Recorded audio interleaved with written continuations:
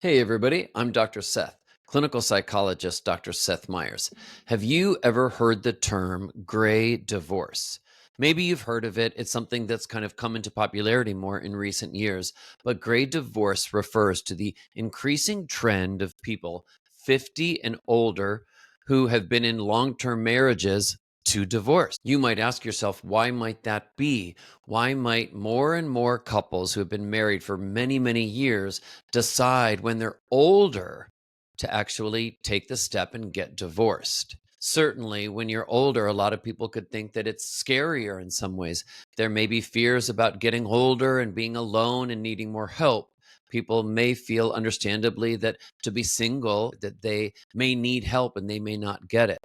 People also often don't feel that they are in the physical health that they normally were when they were younger. Some people report when they're older, they don't feel as attractive. Their bodies have changed. Some people don't feel as desirable as they get older, even though that can be completely irrational. And an older person can be just as desirable as a younger person. What matters is this is how a lot of people feel when they get older.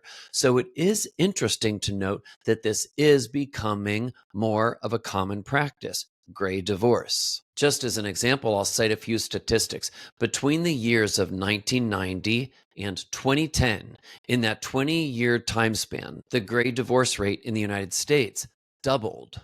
And as recently as 2023, about 1/3 of all divorces in the United States were couples over the age of 50.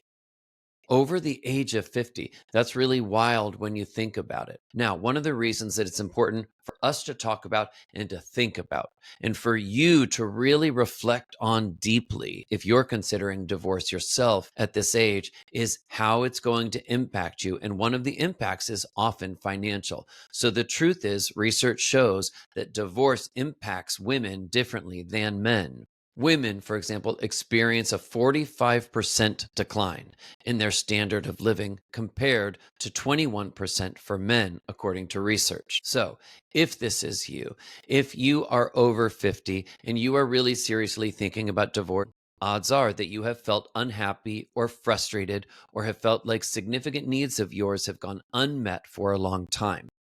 The best thing that you can do for yourself, what I wish for everyone, is that you can talk with a professional about it. Talk to a mental health therapist in your area, or if that's not available, if you are involved in a spiritual organization, any kind of organization like that, there may be professionals there that will be available to listen and maybe offer some support. And if none of those are available to you, you can always talk to a good, level headed friend. Talk to them about the pros and the cons. These are the things that could be the benefits, and then these could be the costs, both emotional and financial.